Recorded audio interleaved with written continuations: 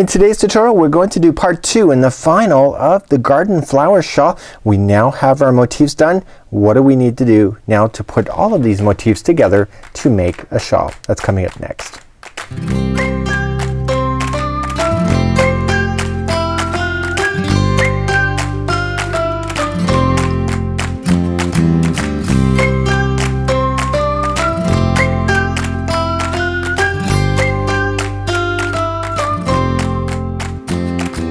Welcome back to the Crochet Crowd as well as yarnspirations.com. This is part 2 of a 2-part series, and we have already explored how to do the garden flower shawl. We've done the motifs together. I did a different version on camera, but off camera I've been working with the Bernat Dimensions yarn. This is a brand new yarn that you can see here. It has a lot of great texture into it, thin and thick yarn inside, as well as a fabulous colorway.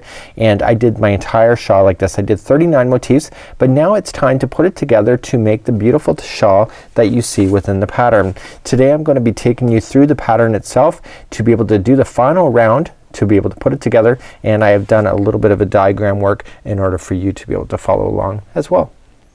So let's quickly step back in time just for a few seconds. We've already done this motif. There is another video available where we did it. Now this is not showing the joining part of this. So here's the diagram of what it looks like. It does not come down to a point, and there's 39 of these. Now it's up to us to start joining it, and it has green and red directions. So what we're going to be doing is that we're going to be starting on the one side and then working our way and joining as we go individually. So we're going to be doing the very first one. The first one doesn't join to anything because there's nothing to join onto, and then once we get onto the second, then we start joining.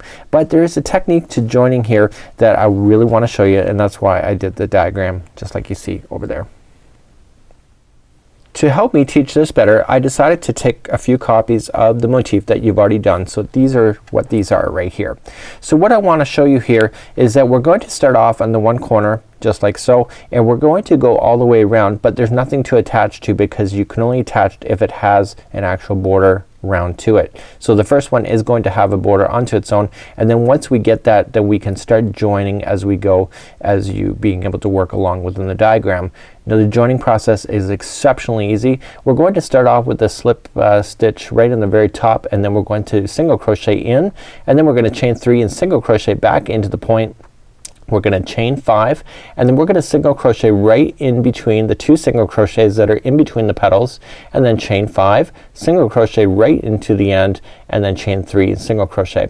Now when we get to a point where it's going to start joining to a neighbor, and this is not on the very first one, but this is for every one that exists after the first one. When we get to a point, we're going to single crochet, chain 1, single crochet to the neighbor, chain 1, and then single crochet back into the point. Once you get that done, you're going to chain 5 and come back down, and then you're going to chain 5, and then you're going to single crochet into the first one, chain 1, single crochet to the neighbor, and chain 1 and single crochet back into this original one here, and then we just keep on going all the way around. So the more times that you're running into your neighbors is the more times that you're going to have to do that. But here's the tip. These particular motifs never attach to any motifs twice. So this motif will never attach in between here. So every point is uniquely going to sit with each other. So if I look at it from this point of view here, when I go to join it, they're either going to sit like this, okay, and so then basically the next one that's going to join down will be on the very bottom. So it'll be down over here. So when we look at it here, we have the join just like here. These ones here are going to come down to this one, and this one is down to this one. So this is working into a point down in the bottom, so you'll notice that they'll kind of be sitting together diagonally, but each petal only touches its neighbor once, and so that makes it really easy to follow. So I'm going to teach you how to be able to do this pattern right now, and let's get started. So I'm using my Bernat Dimensions. I decided that I was using a 5.5mm crochet hook, a size H today, and I'm just going to start off with a slip knot because that's the way I like to start off, and I'd like to put that on my hook. So I'm just going to grab another one, and I notice I have this color here, so I'm going to go with the darker color that is on here. And all I want to do is that I want to look for the chain 1 space that's right in the point of the pattern. So I'm just going to look for it and just insert my hook, grab both yarn strings, the tail and the one running to the yarn, just pull it through, and that does a nice secure attach for you.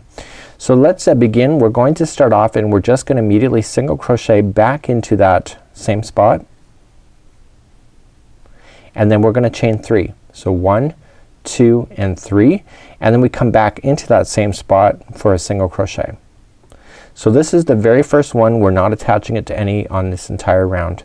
So now that you have that done, you're gonna chain 5, 1, 2, 3, 4 and 5, and then you just come down and you look and you go right in between the two single crochet spaces. So you don't go into an actual stitch, you just go right in between the spaces just like so, and single crochet, and then chain 5, 1, 2, 3, 4 and 5, and then just come to the next point.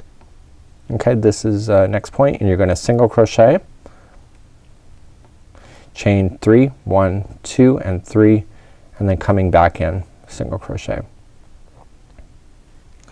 So then what we're gonna do is that we're going to chain 5, 1, 2, 3, 4, 5, and then just again coming in between the two single crochets down at the in between the petals for a single crochet, and then chain 5. That's all this is. And then come in back to the top of the point. Just wanna make sure I get everything there, and then that's a single crochet, chain 3, 1, 2 and 3, and then coming in. So this chaining 3 space that we're doing at the points is what we're going to be using for attaching to the neighbor once we get rolling on this particular item. So what I want you to do is continue this one all the way around, and then when you're done this one, we're gonna start back up the next one and just be able to show you how to be able to start attaching to your neighbor, and it's actually really simple at that. So I'm coming up all the way back around. I gotta make sure I chain my 5 before I attach 3, 4 and 5, and we just attach it to the beginning single crochet that we started with. So this is the very first one done, and it's not attached to anything because you need to have it starting first, and I need you to fasten off really nicely with this. So make sure that you use a darning needle to hide in your loose ends. This is gonna be an elegant shawl, so you're gonna want to take care of all the little pieces if you've done so just like this. So what I would do is just take this little piece, and what I'm gonna do for the remainder of this is that I'm just gonna grab my darning needle. I'm gonna insert it in, and I just want to insert it into the stitch work quite nicely through, and if you go back and forth 3 times you can really hide in this piece really nicely in there. Now because of the way that I joined it with the slip stitch, or sorry, the slip knot on the hook first, you're gonna find that you can actually kinda trim that end that's kinda hanging off. So I'm gonna do that. Okay, and I'm gonna get this other one because that's where I started, the way that I joined, and then this is the original one because I weaved it in already. So this is what I have at this point, and now you can see it's much bigger than the other one was, and now it's time to begin to join to the neighbor. We're now gonna start joining to our neighbor, and what I recommend is that we're gonna start in the upper corner, and then we're gonna join, and we're gonna keep going.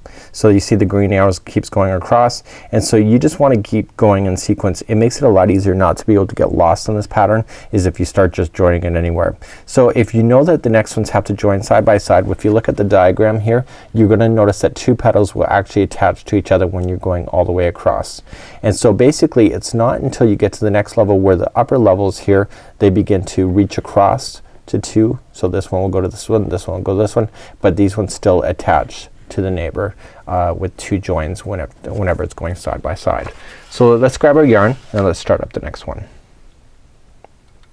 So let's keep our motif handy. We're gonna do that, but we're not gonna play with that one immediately. We're gonna start off first and just do a slip knot onto my hook. This is the way that I prefer to join.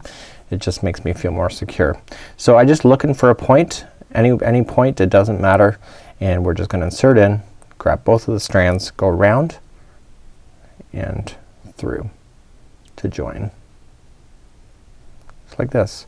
So we're immediately just going to single crochet. So we're just gonna do exactly what we already know. Single crochet into that spot first to start, chain 3, 1, 2 and 3, and then come into the same spot. So I would do the first one like this one without really joining anything to the neighbor at this point. Because of the way that we're going in sequence, all sides will never ever be done at the same time. So I would just start off the first one like this. We're now going to chain 5, 1, 2, 3, 4 and 5, and then come back down into the center between the 2 single crochets for a single crochet, and then chain 5, 1, 2, 3, 4 and 5, and then come back to the top of the next point and single crochet first. So why not, let's get it done. So let's not just go around and, you know, procrastinate. Let's get it done. So we're gonna chain 1 first, and then we're gonna come and just grab any one of the points, and it's a chain 3 point, and just go around inside the actual loop itself, and just single crochet that into just single crochet that together, and then chain 1, and then come back to the original one that I just started and single crochet.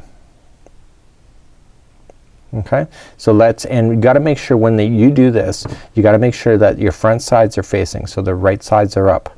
Okay, so don't get confused by that. So let's go and keep moving along. So we're just gonna chain 5, 1, 2, 3, 4, 5. I'm back on the original one that I've just started a few seconds ago, and I'm just gonna single crochet in between this 2 single crochets, chain 5 again, 1, 2, 3, 4, 5, making my way back to the point. So we want to go into the point first for a single crochet, chain 1, and then I want to go on the next one, the other one that's available. I'm gonna take out my hook just to demonstrate. So I want to go into my next one, and when I go to do it, I'm going to go to the next available petal. Okay, so I've already chained my 1, and I just want to go into the chain 3 loop like so, pull it through and single crochet that, chain 1, and then come back down onto this one that we just started. So now we officially have joined the 2 spots together.